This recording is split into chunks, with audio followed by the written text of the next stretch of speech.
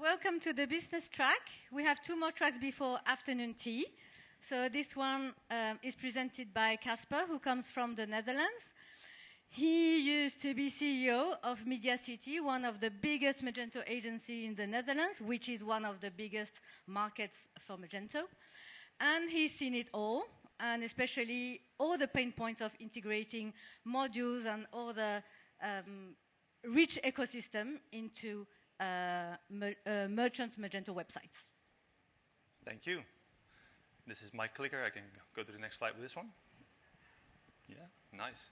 Welcome, everybody. Thank you very much for joining. And at first, thanks to Krish and Magento community for inviting me here today. So thank you very much. So is everybody ready? Let's start with that. Yeah. So we just wrapped up with Yuri, and now we're going to the next one. So before I continue, I'd like to start with a little bit about myself. So first of all, my name is Caspar. I'm the CEO and founder from Alumio. And Alumio is an integration platform specialized in digital commerce. And it's actually a spin-off from an agency, which is my former agency. It's called Media City. We were a Magento specialized company from the Netherlands.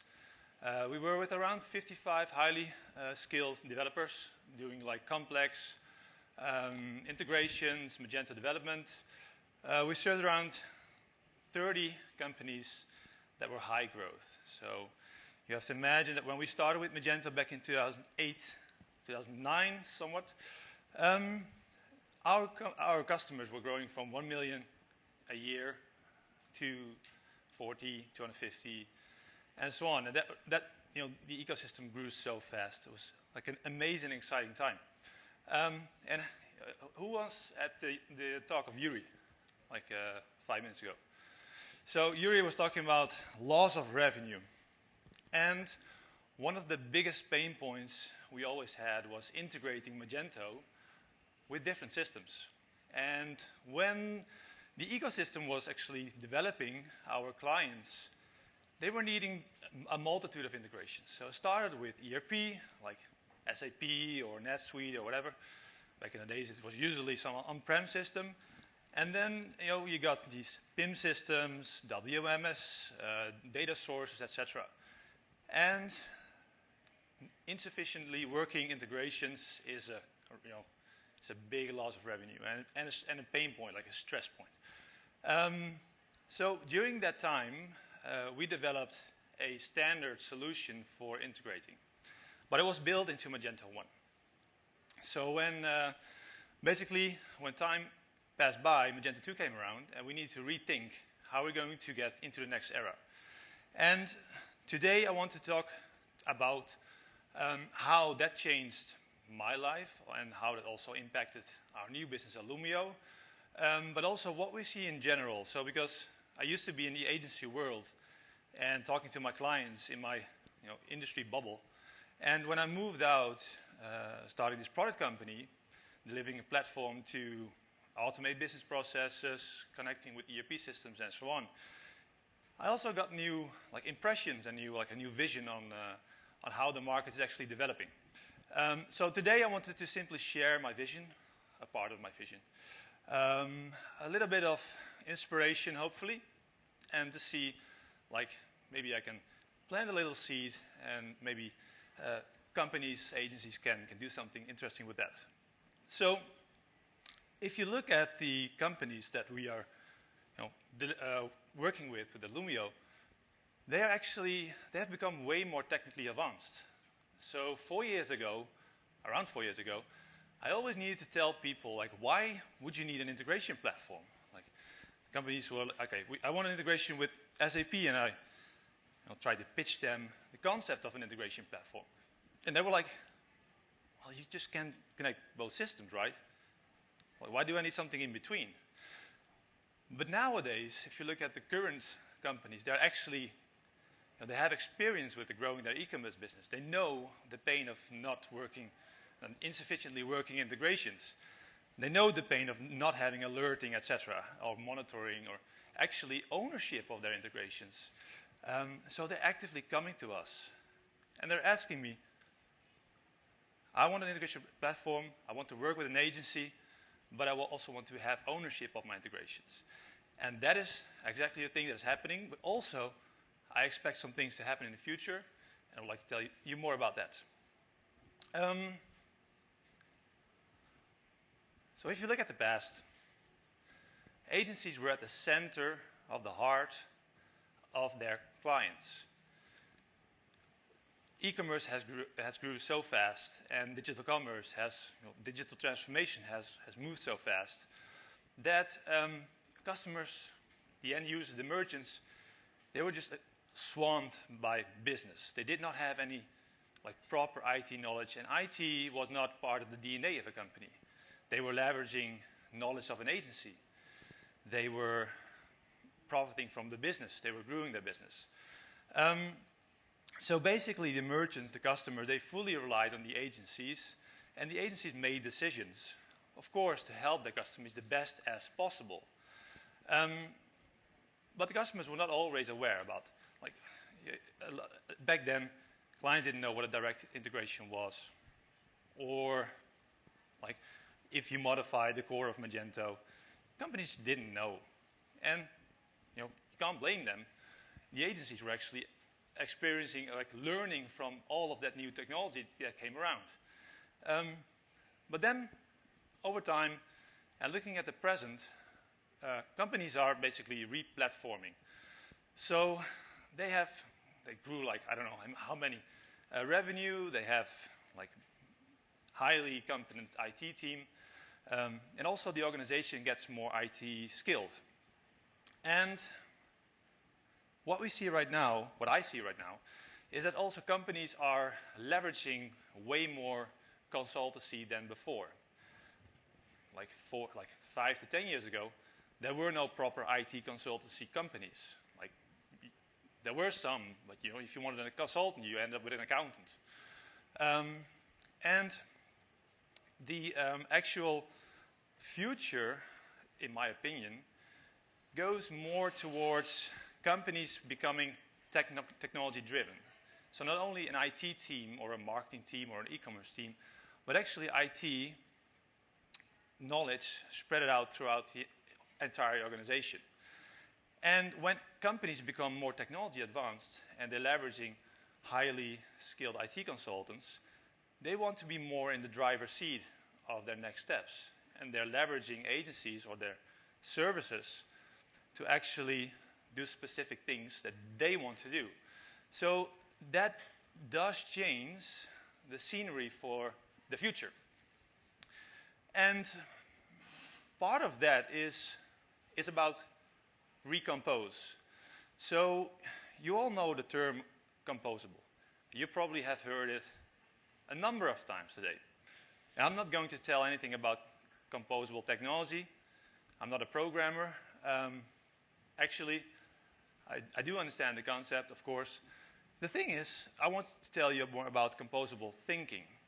And this is something that is happening right now and where the future will bring us. And that means that companies are going to fundamentally change the way they are structured. And I also think that in somewhat people would relate that to being agile, right? We all know agile, especially all the agencies, they implemented agile. We come from an era doing projects based on waterfall, and then agile became a big hit.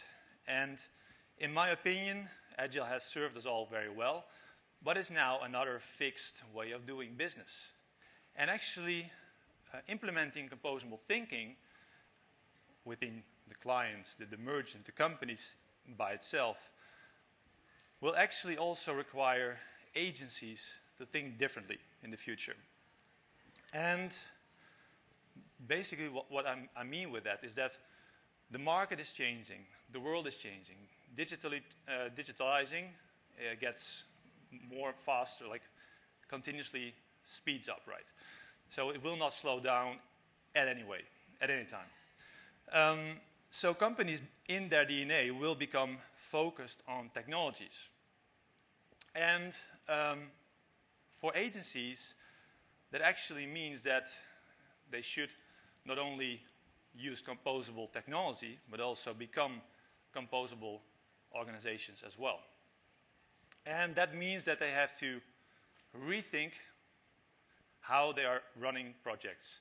How are they utilizing technology? Will they, a lot of companies, a lot of agencies are platform driven, they're platform focused. But I also see a big change towards agencies who are technology focused, so they're platform agnostic. And that doesn't mean that you can't commit to a certain set of platforms, because Magento is still servicing us all very, very well. But it does mean that the people within your company need to be able to move away from traditional thinking. And the first time I saw it was okay, I've ran an agency myself with 55 people. Alumio is now at 60 people. In general, people are not really fond of change. So what does it actually mean if you have to implement composable thinking? And that's all about, I think, growth mindset. So if you look at traditional thinking, if it does broken, you don't fix it. And if you don't need to change anything, why would you?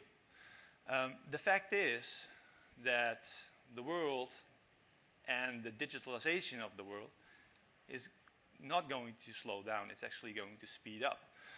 And implementing composable thinking would potentially be an answer for your organization to change faster, to have change as a core asset, as a positive thing, to develop your services, but also apply your technology, and also to serve your clients, the merchants in the future, in a better way. And this is, when this starts to develop, and this is, by the way, from our friends from Gartner, if this starts to develop, it is not a question if agencies should implement composable thinking, but the question is when will they start implementing this? Because if your clients, if the end user has implemented composable thinking in their DNA, they will require the same from the companies that they work with. So I found that's a very interesting topic, because at first composable e-commerce was a buzzword. I was the one with the buzzword, by the way. But it was it's same as headless. We were all yeah, whatever. Let's see how that's going to develop. And then at one point my team told me that our application is actually built with a headless front end. So actually it is actually something. But composable e-commerce in its core is a philosophy, is a way of thinking. And that also means that how you structure an organization is also a philosophy around that. And for agencies, it's pretty much impossible to keep up with everything that is happening. And I like this image. It's actually quite old. I did some research, and at the moment there are 30,000 SaaS companies on a global scale. That's a lot. And they're all complementary to running your business, basically. So how do you actually cherry pick them? But how are you going to find agencies, service providers that can help you with utilizing the best of these best-of-breed solutions? And so the market size of SaaS companies in 2021 was 275 billion. And it will reach 307 billion by 2026. Now, all of these systems are API driven. At least they should be. If they're not API driven, they will be gone in the next 2 years. And simply because you need to incorporate those systems within your organization. If you want a single source of, or if you want a source of truth in the right system, so you want your product information in your PIM, you want your warehouse management done by a warehouse management system, your inventory and special systems. Everything needs to be tied and glued together and work perfectly seamlessly. And one of the things that we provide is that capability. And so to me, that means that if you're an agency and you're providing services, if you become more technology focused instead of platform focus that will allow you to provide better services and provide a better answer to your clients' needs in the future. So the iPaaS industry, which is part of this, like tying this all together, like untangling, moving away from IT spaghetti to structured integrations, is actually at this moment 3.5 billion. And it will grow up to 23 billion in 2008. So e-commerce at itself is not only one single platform anymore. It's not a set of features and not a set of, it's actually an entire ecosystem. And I mentioned it like a second ago that if a SaaS software doesn't have any APIs, you're like basically not relevant anymore. Because in the end, every single piece of software needs to be able to provide API endpoints to every single object of the system to basically automate everything that a company purchases to streamline that. And we have some initiatives that actually provide that. Some of the software have a massive amount of APIs. Magento is actually one of them, Adobe Commerce. So you can actually automate an entire base of business processes through the APIs. And for agencies who would consider this approach, who would be technology focused, will be able to help in best-of-breed solutions and provide and that also includes headless. And your team would actually be focused on developing special things, the exceptions, the things that make business special, because the companies will start buying more over building more. That's, let's say, in general, something that we see and that also research points out. And that this will make business more driven and consultative focused. So what does it leave us? I think, first of all, it's a great opportunity. So we should definitely approach it positively. Because agencies are still way ahead of the curve. You know, we are, like an agency by itself, funny thing is I still like to say we are. And now I'm in the product side of the business. But agencies are still highly skilled. They're able to consider how are we going to provide our customers our services for the next 5 to 10 years. And what is our position? Where are we in the chain of services, in the circle of services? Are we going to focus on a platform or like a single specialty? Or are we going to trying to move to the new center of the heart of our customers? So, to give you a couple of key takeaways before we wrap up. First of all, I think it should be going beyond development. So I think agencies should look at the current and the future needs of the end user, the merchant. I think that also important to realize that the current position of an agency might not be the same position in the future. And agencies can think of how would they like to operate in the future, and also engage with your clients. Like, what would they expect from you in the future?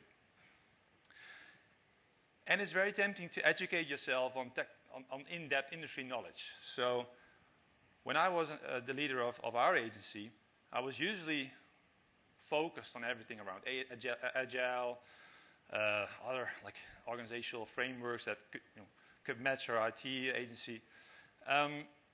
But I think it's important to educate yourself on everything everything that's happening and developing outside of your industry, because that is actually going to give you insights and some suggestions on how you might structure an agency for the future, what your customers might need in the future.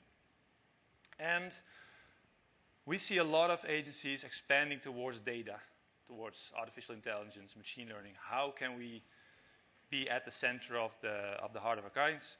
How can we focus on integrations? And that's something that I think is very important. It's also important to educate yourself and your staff and your customers to think API first. And from that point of view, there's still a lot of custom coding that needs to be done, and that needs to be done in the future. But everything should have an API, because that would allow your clients to automate their business processes. And to wrap up, I think it's important to have a mindset on how you can grow your team to be technology skilled on a certain area. Of course, you have to cherry pick. You can't do all programming codes. But if you're structured in that way, if you think in that way, you can adopt fantastic platforms that are expanding all the time, that are like offering you a great set of business, but also utilize different new technologies, or basically answer to the specific needs of your clients and adapt to market changes. Yeah, and this is the one that I like. This is from Mr. Porter, and he says innovation is the central issue in economic prosperity. And now it's like to make it like a bit of like in the here and now. That's how we say it. Like, of course, we all know that something is boiling. Like there's something coming up. Like, and in market downturn, I also think that innovation will be a very important driver for companies, but not to digitalize or grow or expand, but basically to decrease operational inefficiency and to reduce manual labor and to focus on cost efficiency. And that will actually help you as an agency to provide innovation in a way that your clients, your merchants, your customers will appreciate it. So let's all stay ahead of the curve and be prepared for the future. That's my closing statement. Thank you very much. Are there any questions? Raise your hands if you have any questions. We have time for one or two. I will be here walking around. If there's any questions whatsoever, feel free to find me. And I'm quite tall, so you need to probably slap me in the back. But thanks again. Have a great day, and hopefully I'll see you tomorrow. Oh, tonight, sorry.